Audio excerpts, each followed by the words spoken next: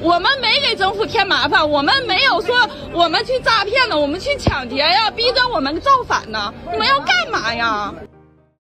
October 1st is the anniversary of the founding of the Chinese Communist regime, celebrated as National Day in present-day China. However, for many people living under the Chinese Communist Party, or CCP, it's hard to be happy from their heart on this day.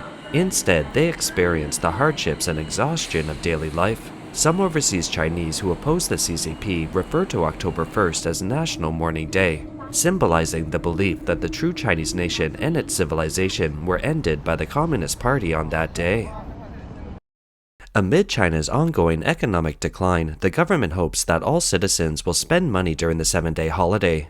However, given the current economic climate, it's really challenging for people to meet the party's expectations. Experts say that traveling can stimulate consumption during the National Day holiday. But how? With my meager income, I can barely make it from the city to the suburbs, let alone reach the highway before running out of money. Isn't that exciting? I'm using a 6-digit password to protect a 2-digit bank balance. If that's not exciting, what is? My monthly salary is only 3,000 RMB, and it's hardly enough to support myself. If you gave me 30,000 RMB a month, I'd gladly let a rat in my house carry away a bag of rice. Wouldn't that be stimulating? If I had money, wouldn't I know how to spend it? Do I really need you to stimulate me? I'm part of the vulnerable population, not an idiot. I know plenty of ways to spend money, but no real ways to make it. You keep talking about stimulating consumption, but why don't you increase our income? Am I really lacking stimulation? No, I'm lacking money. Indeed, Chinese people know how to spend and consume, but the issue is that their wallets are empty. In recent years, China's economy has continued to decline. The real estate sector is in shambles, foreign investors are pulling out, and many industries are in the waves of bankruptcies. Factories are closing down, companies are laying off employees, and the unemployment rate remains high. Even bank employees and civil servants are seeing salary cuts, leading to a significant downgrade in public consumption. Under such circumstances, instead of finding ways to increase people's income, the Chinese government is trying to squeeze more money out of their pockets. In response to Beijing's efforts to boost the economy by encouraging domestic consumption, one netizen remarked, "People will naturally spend money if they have it. They don't need your so-called stimulation. Can you do something useful for a change and stop trying to stimulate us? We got plenty of excitement. It's over." Another netizen wrote, "If you fix the issues with education, healthcare, and pensions, I believe people would have no problem spending more." Someone else added, "Stimulating consumption means taking out your retirement money, medical savings, and everything else to buy cars, renovate houses, and watch movies. Future problems can wait." 我感觉我真的挺不住了。It seems that the Chinese Communist Party's usual tricks are no longer working. What is life really like for the average Chinese person these days? Just look at the delivery drivers racing against time to deliver orders. It's exhausting, and the pressure is immense. This is the real-life situation of a delivery driver, and it's also the real-life situation of many Chinese people.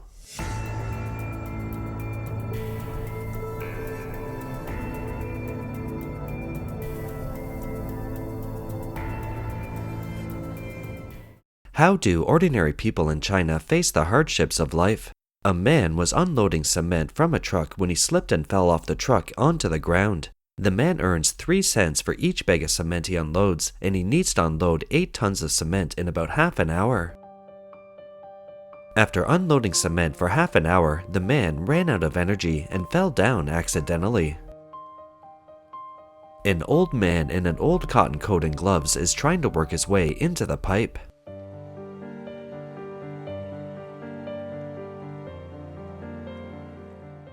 The above is not an example. This man carried a 70-kilogram refrigerator to the top of Mount Yimei in 2 hours to earn about $20. An onlooker lamented, "I wouldn't be able to lift that on the ground." There was also a man who carried more than 80 bricks at one time. Some people calculated that these bricks were 3 to 4 times his weight.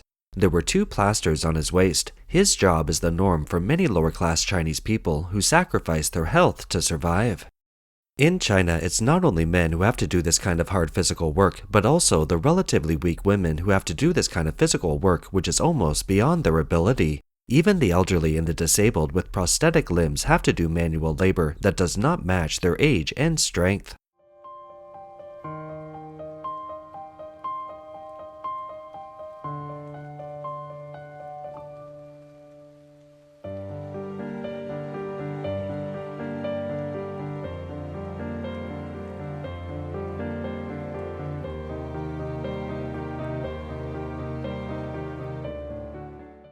The grassroots have such a hard time making money. What do they eat? A man who is working at a construction site eats white rice with chili sauce for lunch. The video showed that a migrant worker used a washing powder bag to pack his food. Facing the snacks handed over by kind-hearted people, he was reluctant to eat them, but silently put them into his coat pocket. A few years ago, young people were eager to buy all kinds of brand clothes and bags. But after a 3-year epidemic and the withdrawal of foreign investment, young Chinese are facing a more competitive employment environment. They carefully keep the job that is not easy to come by. The Mid-Autumn Festival in mid-September was supposed to be a day for workers to go home to their families, but a group of young people worked overtime on the Mid-Autumn Festival and couldn't go home. They couldn't help but sing a song on the subway in the early hours of Beijing. This group of young people sang, 我受够了人间的不公平，厌倦了虚伪的情，我打翻了生活的酸醋名，心里是难念的经。身在异乡我孤零零，尽是给谁听？擦干了眼泪，摔碎了心，最后还是信了你。 Some people lamented, it's not bad to have a job, but it's even worse to have no job at all.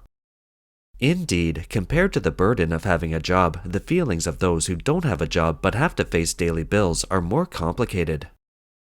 In September 2024, Huang Bo, one of China's most famous actors, was on the streets of Qingdao, Shandong province. When he was ready to get into his car after a recording session, a middle-aged man suddenly showed up. What are you going to do? I want to ask you for help. Can you help me get a job? Please help me. I really have no choice, but think of a way to save me. Good. Huang Bo, please, please, human life is at stake, and I don't want to bother you. When the famous actor faced the middle-aged man's plea for help, he could only smile awkwardly and leave. Netizens felt the sadness behind this.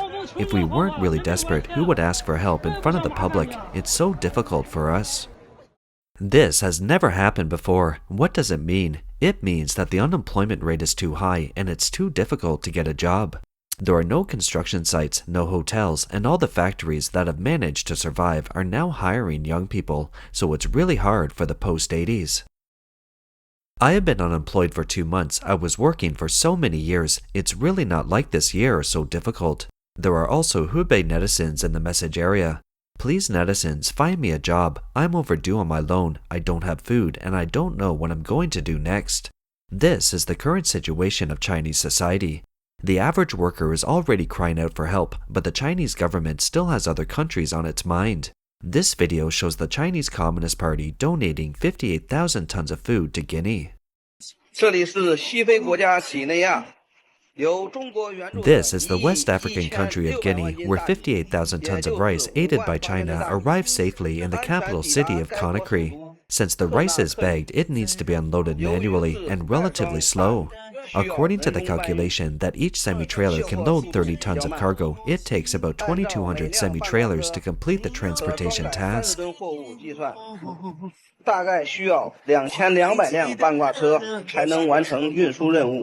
The Chinese man said in the video that if it was connected from the head to the tail, the length of the 2,200 trailers would be up to 20 kilometers.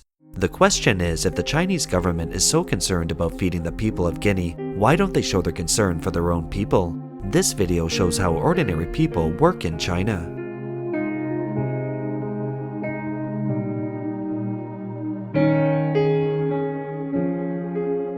Not only does the Chinese government fail to care for its own people, but it also deliberately blackmails them. Look, the staff at the highway toll booth are cheating and exploiting the truck drivers. There was no problem when I was hauling the products of the Green Channel on the expressway. When I got off the expressway, I was told that I had to pay the full toll due to the overtonnage. Brothers, one of our truck drivers from Hebei, hauled a load of oranges in Yunnan. He passed by the Lehe toll station in Foshan, Guangdong, and when he got off the expressway, he was told that it was good that the goods in your trailer were for the Green Channel, but you were overweight. The total is 19.22 tons. The truck driver said, the truck isn't overweight when I got on the expressway in Yunnan, so why does it get overweight when I get off the expressway? However, the staff at the toll station said that they only trusted the results displayed on their weighbridge, and the two sides were in a stalemate for nearly 3 hours. The truck driver had no choice but to call the police. When the police arrived, they suggested they could drive the truck to another weighbridge, but the toll station staff said they would only trust their own weighbridge. In the end, the driver had to pay $154 unwillingly. Then he turned around and passed the other weighbridge at the toll station. The result is shocking. The toll station's gauge shows that the total weight of the truck is 17.6 tons. What is the weight of my truck? 17.6 tons. The weight is 17.6 tons, right? 17.6, right? Yes.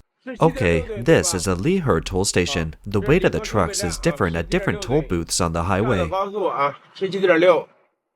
That is to say that the toll station will be its original 17.6 tons of weight, measured as 19.22 tons.